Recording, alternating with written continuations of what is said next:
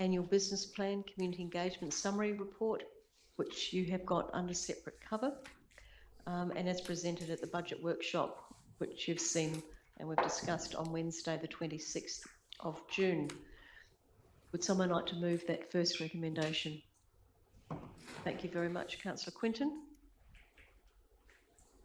And seconding that, thank you, Councillor Kemp. Do either of you want to speak to that? Councillor Quinton? No. Councillor Kemp? No. Does anybody want to speak to it? Thank you, Councillor Burns. Thank you, Mayor. Just a point of clarification.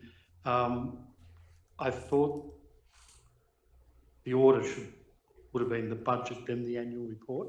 I was just concerned that if we vote and approve the annual business plan, aren't we then endorsing all the figures in it ahead of doing the budget? I've just asked the CEO that question previously, but no, the budget it will be amended in relation to the budget when the budget goes through. Right. Thank you. Does anybody else want to speak to this? Councillor Corimbo. Thank you, Mayor. I note there's a reduction in contribution in the Regional Community Sports Precinct of 1.5 million. Is that got something to do with the dates of when the precinct's going ahead? Yes, as discussed at the workshop, yes. The time frames, we've had probably a 2-month delay, so we wouldn't anticipate if the project does go ahead that transfer of funds wouldn't have until later in the financial year and more for next financial year, so we adjusted it accordingly. Okay, sorry, I must have missed that. How late in the financial year are we talking? Are we pushing back if it goes ahead? I don't have an actual date, but we know this current financial year would be later, and so we're looking at the end of the financial year. I don't know, May, June. I'm not sure. I don't have an exact date, but we certainly know that there wouldn't be a contribution as we had originally provided for. That it would be more in the 25-26 financial year. Okay. So I guess my question is probably more to do with the next item would be then the 1.2% that we're going to charge our ratepayers, which is for the precinct. Aside from the fact that we're charging that, even though we don't know if the thing's going ahead, now you're telling me it's actually probably going to be pushed out potentially into the next financial year anyway. Can you please keep your questions related to I'll answer the next recommendation. Okay. Thank you. Thanks. Is there any more discussion in relation to that first recommendation? If not, I'll put it to the floor. All those in favour? Those against? That's carried. Thank you. The second recommendation is pursuant to Section 123 of the Local Government Act that Council adopts the draft annual business plan subject to final budget adoption and declaration, which I think addresses your point, Councillor Burns. Would someone like to move that? Councillor Henderson, thank you. And Councillor Burns seconding that. Either of you want to speak to it? Anyone want to speak to it? All those in favour? Those against? That's carried. Thank you. We now come to the draft budget 2024-25. The first recommendation is, well, the recommendation is that Council adopt the draft budget. I would like to put in an amendment in that, or add an addition to that. And the addition to that is that the Gibson Street stormwater upgrade project be included. I know that in a number of in our workshop, we decided to take out any new projects and to keep just the renewal of infrastructure projects there.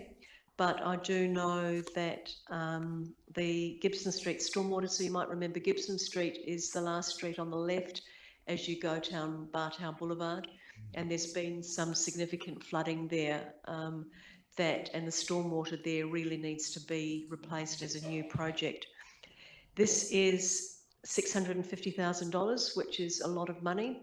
But after talking to the CEO, she said that what we could do is take out the additional solar panels that we were going to be putting into this building, and that would mean the ratios stay the same, and we don't have to add anything to the budget.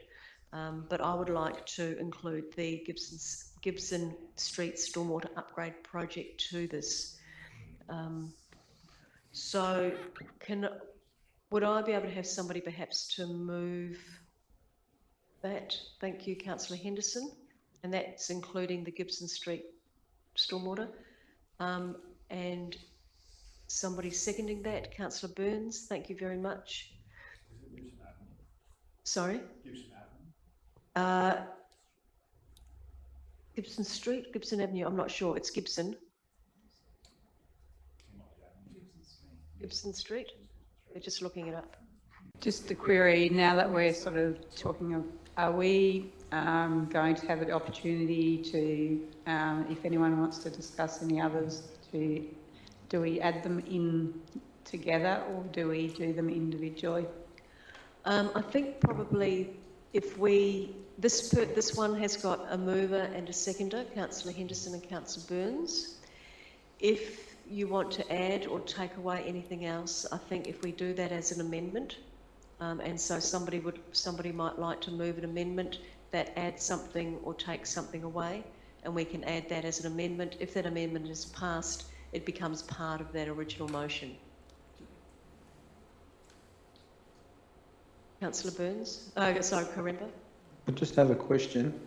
If this late in the game, as we all say, we've had so much, and I think you alluded to the fact that we've had 6 budget meetings and all this other information, and right at the last minute we start moving and shifting things around, maybe we need to defer this motion for a couple of weeks till we get all our submissions in, if that's the case? This motion is the budget. Like Yeah. We are here for the budget. If the chamber don't want any of those other additions in or out, then I'm more than happy for the chamber to say that. But we've set a special meeting to actually look at the budget and to decide on the budget. I understand. So if you think that, if you don't agree with us putting in the Gibson Street, absolutely say that, and we'll. It's I'm happy for Gibson Street. I think it's well overdue. I'm just concerned that I think Councillor Schiller, do you have anything else you wanted to add or subtract from the budget? Well, this is where we're going, Councillor Okay. Corinba. So you'd like an amendment to that, Councillor Schiller? I'm proposing that we at least do the footpath between Rapid Drive and along Cudmore Road down to the end of Lamont. We had 2 footpaths in and both have been removed. The second one was fully along Lamont, but this is a connecting footpath to the existing Rapid Drive footpath that has been put in. So McCracken does not have many footpaths, and it's a connecting footpath. It's going to an existing footpath which leads up to Coles, Woolworths, Coles, Bunnings, Wallers. So the allocation, I can't think of the figure, it's around the 70. I'll ask Kelly if people are making these amendments to let us know how much that's going to be and how it might change the budget. And I'll ask her, perhaps Angela, before we get a seconder, because it may actually impact on whether or not the motion or the amendments are seconded. Are you all right, Councillor Corinba? Councillor Kemp? Yeah. I'm happy to answer any questions that you have. I just have a question. Was there a provision for the bike path? I remember reading, is that right? Is there a provision for a bike path in Counter Bay, or one that's going to continue through to Alexandrina, on Alexandrina land? There is, and I'll need to find out the exact amount if you're wanting to know that. Yeah, if I may, and I'd like that removed as well, considering I think Alexandrina Council now have no money to do their section of it. Yep. And I think it's Can we perhaps deal with that as another amendment, but we'll deal with Councillor Schiller's first? Sure, Yep. we'll just amend it, yep. So Kelly, can you just speak to Councillor Schiller's amendment? Thank you, through the Mayor. So there were 3 footpaths that were essentially taken out of the budget. There was a Lamont Road, which is Cudmore Road to Wattle Drive. That was 166,500. And there was Cudmore Road 375, which was Rapid Drive to Lamont Road, which was 79,500. And then there was one on Culleroo Road. So I presume it's the Cudmore Road, the second one, the 79,500. that you're referring to. Is that correct, Councillor Schiller? That's correct. A question also relating to that motion. If we are getting to the point where we're having to, well, obviously that's going to take a budget over, if we consider the other motions that have gone through, we had a minor surplus there. Is there an ability to adjust our rating percentage, because it's going to be very minimal figure, if you get my meaning?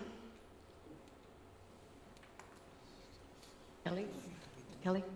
Thank you, through the Mayor. So, yeah, Council can decide what it would like to set its rate at this particular meeting. We'd need to adjust a number of the figures going forward, but if Council provides us with the average rate rise, we can do that after the meeting.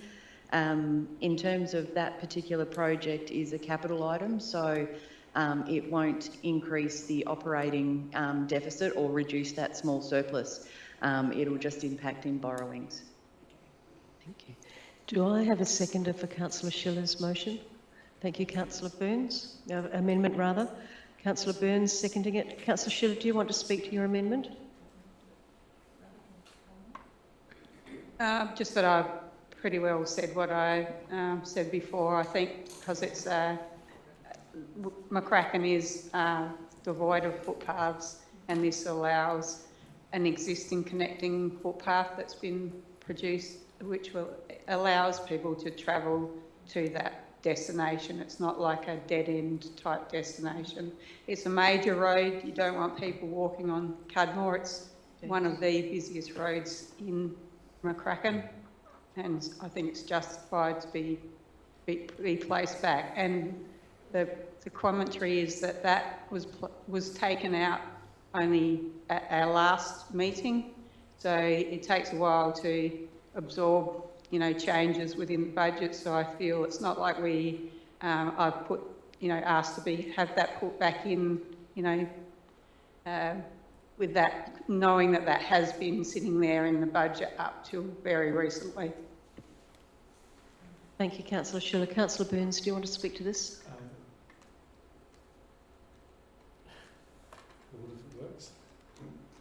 Thank you. I'm supportive of this. I think that quite often the McCracken area is almost like the poor cousin. It's always sort of left out of a lot of other road and footpath work that's done. And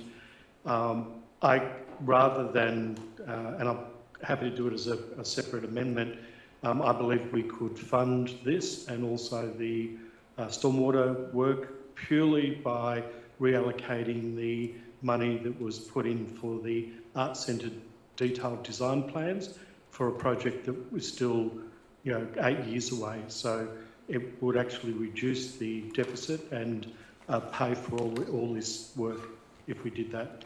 But I'm happy to do that as a separate amendment. Thank you, Councillor Burns. Does anybody else want to speak to this amendment? No? All right, then I'll put the amendment to the floor. If the amendment passes, it becomes part of the motion. So all of those in favour of the amendment? Those against? That's carried, thank you. So that amendment is now part of the motion. Are there any other amendments to that motion? Councillor Burns. Just that I'd like to have the budget amended to remove the $900,000 for the detailed design plans for the Arts Centre, so that that money can be reallocated to footpaths and stormwater areas that we had discussed in our workshops. It's for a project that's still 8 years away, and I think there's more urgent needs of the community, and it would also reduce the deficit. That some of that money is for the fire hazards? Yeah, that's separate. I asked for clarification last meeting, and there was an amount of money put in, which is, even if it's not that full amount, is still going to be covering the footpaths and the stormwater. All right. Before I ask for a second to Councillor Burns, I might just ask Kelly to provide some information about whether or not we can do a swap and the implications of that. Kelly? Thank you. Through the Mayor. So the amount that was included in the 24-25 budget for public consultation around, I think it's stage 2 of the Arts and Culture Precinct design that we're talking about now, it was 954,300. So there is 382,000 that is required to complete the current project that's WIP. So depending on what council wishes to do in terms of stormwater projects, if you have any specific ones, we would need to include those, or we could just include an allowance for it and then come back with what projects. Well, it's certainly covering the ones that have already been raised this evening, but there's some others were deferred, and it may be worth looking at those to see if we can assist other areas. Do I have a seconder for Councillor Burns? Thank you, Councillor Karembo. Councillor Burns, do you want to speak to your motion? No, I just think that there's certain priorities that the community are requiring, and if we've got some money allocated for things that can wait, that we should spend it on things that we actually need in the community. Thank you. Councillor Karembo, do you want to speak to that? Thank you, Mayor. Yeah, I'm sure there'll be people in the community concerned that we're, you know, the big news will be we're against the arts, but in actual fact what we need to tell the community is that we're just prioritising things in order of how we can do things. My understanding is we can only do one major project, that'll be the sports precinct, if that goes ahead. Therefore, we can have plans sitting on the shelf for the Arts and Culture Centre for 8 years, and that's all they'll be doing. Whereas we have more pressing issues such as flooding in the town. We need to start really looking at the bread and butter issues of council, which is the footpaths, the flooding, the roads. So I'll be supporting this amendment. Thank you. Does anybody else want to speak to the amendment? Councillor Henderson and then Councillor Schiller. The newer councillors will not be aware, I suppose, that the Arts and Culture Centre and various plans have been coming through this chamber for at least the last 6.5 years. We had plans, working towards detailed plans, long before the Sports and Recreation Precinct was even discussed. That has now leapfrogged, that's taken priority, but in most of our surveys, our community has said to us they want the Arts and Culture Centre. It's been pushed back and pushed back and pushed back, and I'm not in favour of pushing it back any further. We have delayed, we have adjourned, if you like, doing any upgrades to the town hall because of the proposed Arts and Culture Centre plans. It is a risk waiting to happen. Performance in that town hall is just working with such a high risk of endangering those people in the space that we can't keep pushing that out. If we're going to push it out, we need to then re-investigate what we do with the town hall. I don't know if any of you have been behind the stage there, but in my opinion, it's positively dangerous. And it's, you know, we get complaints about the seating. It's cold, the seating is uncomfortable, it's on a flat level, people can't see the performance very often. Our community wants us to go ahead with arts and culture. And I'm not in favour of pushing that out any further. I've sat in this chamber being very patient, but I'm not prepared to be patient any longer. We need to move ahead with this next project, following up on the Sports and Rec Precinct. I believe we can afford it, and it's what a great majority of our community would like to see happen. Thank you, Councillor Henderson. Councillor Schiller. Mine is more of a question. By continuing with our detailed plans is, and Marilyn's probably alluded to it anyway, a question to administration that is allowing us to look at our detailed plan, and if some issue comes along and we need to upgrade things, we can go to our plan and we may need to do something minute like change doorway or something like that, that allows us to do that throughout the coming years. Is that a correct assumption? If I through the Mayor, yes, that's correct. The council chose that it would prepare its detailed designs to enable the council to actually deliver the project in stages, because obviously it's a significant project. So you've even done the design in stages. So you've done detailed design for stage 1, and this is the detailed design for stage 2. And with the completion would enable the council to take off particular elements and deliver them when you're in a position to do so. Just a comment that really sort of sums it up. If we're looking at it as a reference point to come to, where we can take parts of our upgrade over the coming years, it may not necessarily be the whole shebang, but it's there and we can refer to it.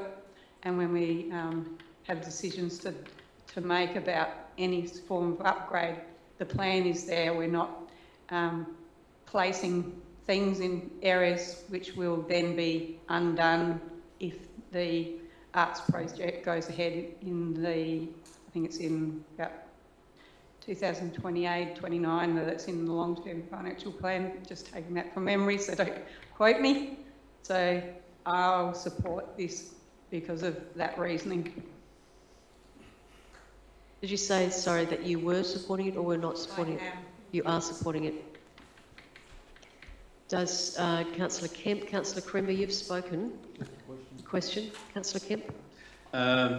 Just for clarity, if my memory serves correct, all the surveys we've done about what do our community needs in the way of roads, rubbish, open space, environment, arts and culture, sports precinct, arts and culture has been on the bottom of the list all the time. So I'm not quite sure it's the community. Certainly there's a pocket of the community who wants it. That's fine, but not as to the level that has been said tonight. I'm in favour of removing this because I think that with the designs we've got now to finalise them into a full detailed engineering specs wouldn't take that much effort. And if we need to look at bringing the construction 8 years forward or 4 years forward, those designs could be done within 6 months, I would predict. So that's why I'm supporting this motion. And just a question, if I may, how many amendments can we put to a motion? How many do we have up now? This is your second. The second, what happened to Gibson? That was, so you had an amendment to add...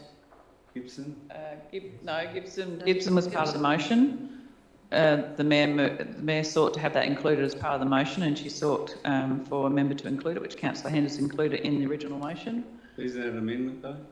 No. But you're changing it. You're changing the motion. When the motion doesn't have a mover or seconder, you have the ability to change the motion as you wish. Okay.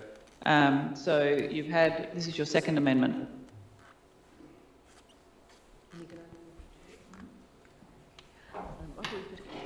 I just got another query. Could you please read the amendment to me, because I've just realised I've probably it's shown my support for the arts precinct, but the actual amendment is to remove. Is that correct? Yeah.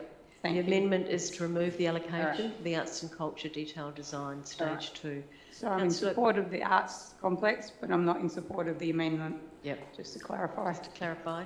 I'll read the amendment out again before you vote. Councillor Karema had a question. Yeah, just a question for Councillor Henderson, if she may. Not sure if you read the survey that I sent around to all the elected members. Sorry, that's the question about the amendment. It's not a question about what any councillor has said in relation Or it's in relation to the amendment, so... Because Councillor Henderson made a statement that everybody was in favour of the arts and culture, but the 365 people put it last. You're making a statement, Oh, Councillor okay, Krember. sorry, You're not a query. You're not Okay. a query. All right. You really need to watch that. Sure.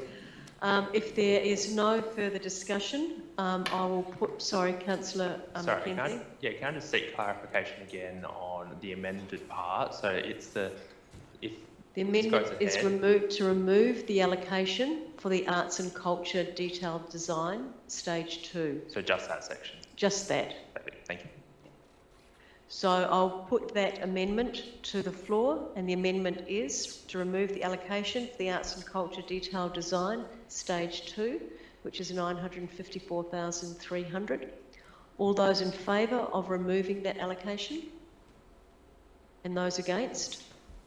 That amendment is lost. Okay, so we take that out and now we've got the original, or the amended motion. So now we go to vote on the amended motion. So Councillor Henderson moved it, Councillor Burns seconded it. Do either of you want to speak on the amended motion? Councillor Henderson?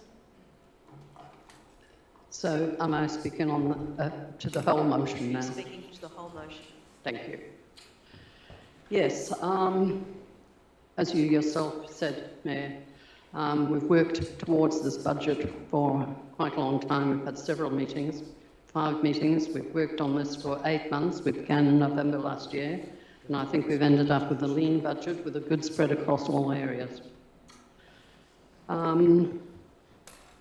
It's often said that we should be concentrating on roads, footpaths, rates and rubbish, but in fact councils haven't done just those things for a very long time.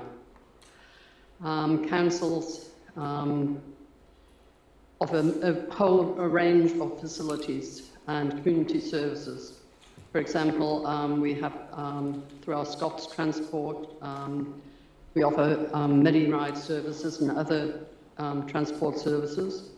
Within our community services also, we have things like the Fluoro families, we have youth services, and we have our caring neighbourhood program, all of which council facilitate.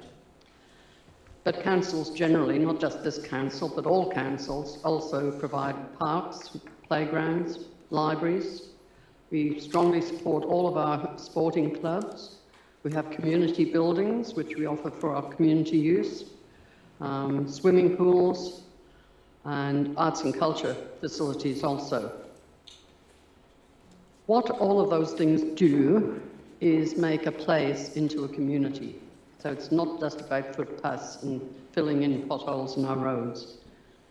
We create a community around all of those facilities and services that we offer. It's also been stated that many people, many of our ratepayers are doing it tough. Yes, I agree, some are. But in fact, the majority of our ratepayers pay their full amount of rates in the first quarter, which indicates that it's affordable for them. So whilst some people may be...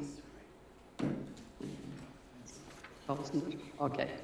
Whilst some people may be doing it tough, not everyone is. And I don't believe we can take away a lot of those community services for the sake of a few. We have to be thinking of our whole community. Renters are probably doing it the toughest, but they don't pay the rates. Yes, their rates are probably reflected in the rent that they pay, but they're not the ratepayers. Of course, nobody wants bills to increase, and if you asked every person in their street, they'd say they don't want the electricity bill to rise, they don't want their water rates to rise, and they don't want their council rates to rise. But all of these things do go up because we have to cover our costs too. We're running a business here. It's often said that there are 2 things inevitable in life, death and taxes. Well, rates are a tax. It's not a fee for service. Thank you, Councillor Henderson. You have 30 seconds. So I think we've got a good budget here. I think it's equitable across our community, and I hope it's very much supported by this chamber this evening. Thank you, Councillor Henderson. Councillor Burns, do you want to speak to that as the seconder? Yes, thank you. Whilst I'm supportive of the amendment, I can't support the overall budget. It includes another large deficit, which I believe still does not reflect the wishes of the community. The community requested in recent consultation that it wanted this chamber to do more work in this budget to reduce costs and the likely rate increases that may be imposed by council. The community have expressed concerns that this budget includes expenditure on proposed projects that the community believed should be deferred. whilst this community are experiencing the impact of high cost of living and ongoing economic downturn, especially whilst the council is already carrying $11 million of debt and already undertaken an expensive multi-million dollar computer replacement project. Myself, Councillor Krember, Councillor Kemp and even the Mayor have expressed in this chamber that large parts of the community, not just retirees but also most families, are struggling financially. I disagree with Councillor Henderson that it's only a very small portion. We only have a very small ratepayer base that undertaking multiple expensive projects at the same time will impose an intolerable financial burden on those ratepayers. As elected members, we're here to undertake competent financial oversight, due diligence, good governance, and to challenge anything that impacts this community.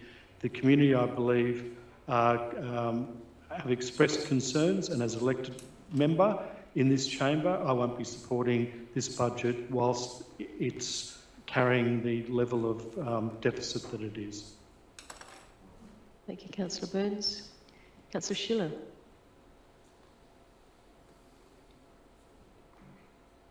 We've been working on this budget for many months, and we've come to the point where we need to vote, and we haven't had, we're looking at people criticising our operating deficit.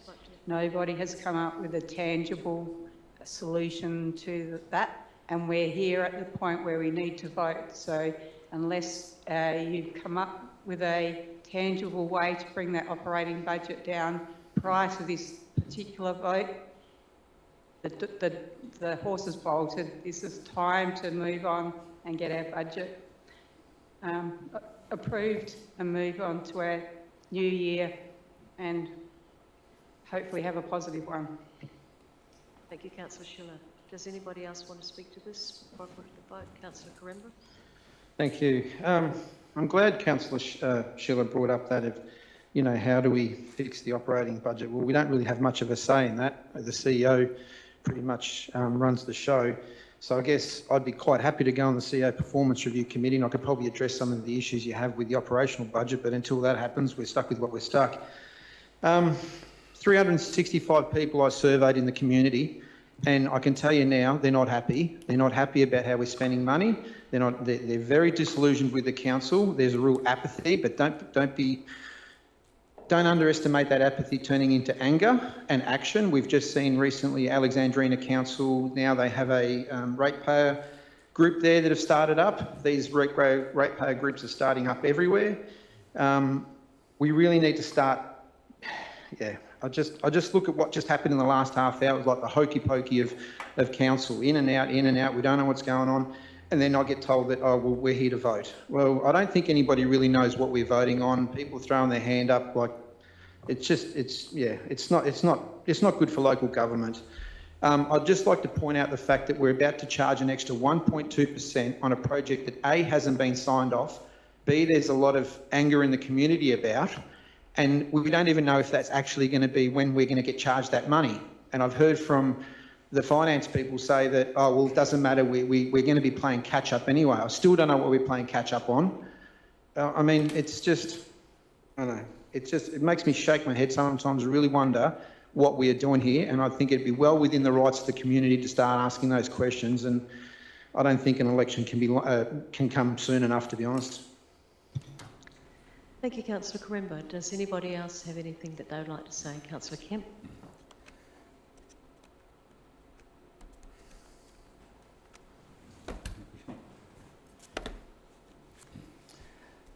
When we look at the budget, we listen to the community speak, and they did through their public consultation, the public forum that was held here, and I think that you'll find that the majority of people, you know, want a budget, but not as extravagant as this at this stage. We should be trying to keep within CPI, and we've got 4.8% of December quarter. But why didn't we use the March quarter, which is less than the 4.8%? You know, budget lines have gone up more than CPI in the operating budget across the board. So where is the constraint, you know, by administration saying, you know, keeping all their expenditure under the operating to CPI rates, because that's what we're talking about. Let's do that. We have a growth of 1.6%, which will come in, bring more 1.6% more of money coming in through growth. Could that replace 1.2% for the sports precinct? As other members have stated, that's not a goer yet. And why are we budgeting for it when we haven't even discussed the actual final contracts and even voted on it? So to me, that's putting out there. It doesn't look good for us as a council if we've deliberated for 8 months.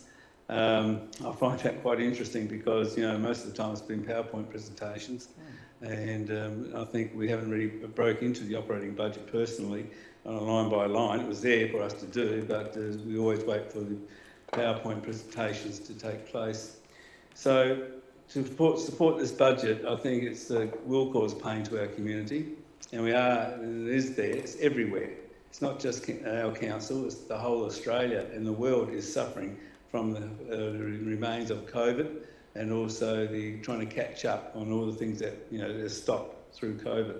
So I think we can still have a rate rise, but we don't need to make it 6%. We can still make it within the current CPI and keep it that way, and show some diligence on how we spend the money. So I won't be supporting this budget as it is.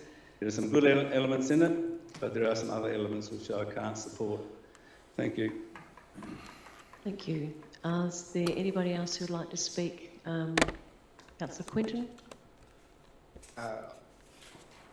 We've obviously done a lot of work on this budget the last many months. I do think it is a good budget, and I mean, a budget is designed, it's future forecasting, and I think that's exactly what we are trying to do, is ensure that Victor Harbour is a better place for not only us, but more for future generations. And I do think it is a good budget, and I will be supporting it. Obviously, as people keep saying, times are tough. A lot of people are struggling, but I mean, that is very much a cyclical thing in which never is you get a situation where everyone is doing really well. It just doesn't exist. And I always laugh when people say make poverty history, because you can't have wealth without poverty. One needs the other. So yes, at this point in time we're struggling, but this budget isn't about, I mean, it obviously is a lot about now, but it's more about the future. And I think that's the most important thing to reflect on in this budget. Thank you, Councillor Quinton. Councillor Mackenzie? Yeah, I agree with Councillor Quinton there. I think it is an overall a good budget. We've all put in a lot of work, a lot of sessions to develop it, and I also just want to thank administration for your hard work in putting this budget together as well. It's very much appreciated. Thank you. Councillor Henderson, do you want to close the debate?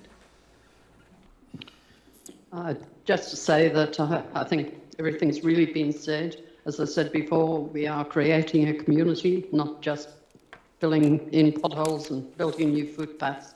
And we are, as two of the councillors have just recently said, looking to the future for our community as well. Thank you. I'll now put that to the vote. All those in favour? And those against? That's carried, thank you. Call a division, please. All those in favour, please stand. Councillor Mackenzie, Councillor Schiller, Councillor Quinton and Councillor Henderson. Those against, Councillor Burns, Councillor Karemba and Councillor Kemp. That motion's carried. I'd like to thank all of the councillors. We have had 8 months of debate and lots of discussion in relation to the budget. We don't all see eye to eye. We've all got different priorities, but that's part of living and working in a democracy. I think that we have got people who are doing it really tough in our community, but we also, as a council, have lots of strategies to make that easier for them come budget time. I think Councillor Henderson brought up the fact that the budget is, the rates are a tax, and unlike state and federal government, we consult our community about where they want their tax money to go, rather than make that decision for them. And, you know, consulting with the community, you know, is a two-edged sword, because sometimes community understand about budgets and sometimes they don't understand about budgets. And we also do a lot of things to actually support the vulnerable parts of our community around budget time and throughout the whole year. So I'd like to commend you on voting the way that your values tell you need to vote. I'd also like to say, on behalf of all the elected members, a big thank you to our staff, especially our financial staff, who have negotiated and gone over and over and over the suggestions that we've put in, the queries that we've had, and what I've seen have been absolutely professional and done this to the benefit of the community. So thank you very much, Kelly, to your team and to your staff. We now move on to 4.5, and that is the rate declaration. I'm not going to read all of these recommendations out on block. I do need to do them individually, apparently, because they are. Let me just have a look at this. Yep, there's mandatory rebates as detailed, so I'll need to do these individually. So the first recommendation is that pursuant to the Local Government Act, Council adopts for rating purposes the Valuer General's valuation of capital values. Would someone like to move that way? Thank you, Councillor Henderson. And seconding that, please, somebody. Thank you, Councillor Mackenzie. Does either of you want to speak to that? Anyone want to speak to that? All those in favour? Those against? That's carried, thank you. Recommendation 2 is that Council declares differential rates based on the capital values of land. And I'll let you read points 1 to 5 in relation to the differential rates. I'll take that as read. Would someone like to move that way? Thank you, Councillor Schiller. And seconded by, thank you, Councillor Mackenzie. Do either of you want to speak to the differential rates? Does anybody want to speak to the differential rates? All those in favour? Those against? That's carried, thank you. Recommendation 3, that Council adopts a fixed charge of $495 to be imposed on rateable properties within the Council area. Someone like to move that way? Thank you, Councillor Henderson, and seconded by, thank you, Councillor Quinton. Do either of you want to speak to that?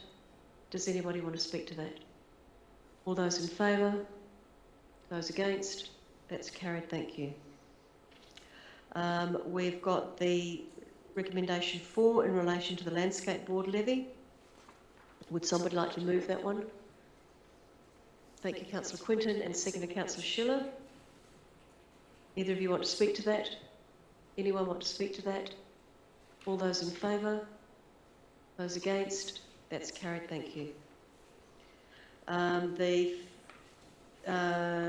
Recommendation 5, Council fixed a maximum increase in general rate to be charged in respect of residential properties. Would someone like to move recommendation 5, Councillor Henderson, and seconding that? Thank you, Councillor Quinton. Do either of you want to speak to that? Does anybody want to speak to that? All those in favour? Those against? That's carried, thank you. Number 6, in pursuit of the different sections of the Local Government Act, it endorses the provision of mandatory rebates as detailed in attachment A for health services, community services, religious purposes and education purposes. Moving that way, Councillor Burns. Seconding that, Councillor Mackenzie. Either of you want to speak to that? Anyone? No? All those in favour? That's carried, thank you. Number 7, pursuant to the Local Government Act, Council endorses the provision of discretionary rate rebates for assisting supporting local businesses, historic significance and benefit service to the local community. Moving that way, Councillor Burns, and seconding that, Councillor Henderson. Anyone want to speak to that? All those in favour? Those against? That's carried. Number 8, that pursuant to section 181 of the Local Government Act, Council declares that the rates for the year ending 30th of June will be payable in a single instalment due on the 6th of September or by quarterly instalments due on the 6th of September, 6th of December, 6th of March and 6th of June 2025. Does somebody want to move that? Councillor Henderson, thank you. And seconding that, Councillor Burns. All those in favour? Those against? That's carried. Thank you.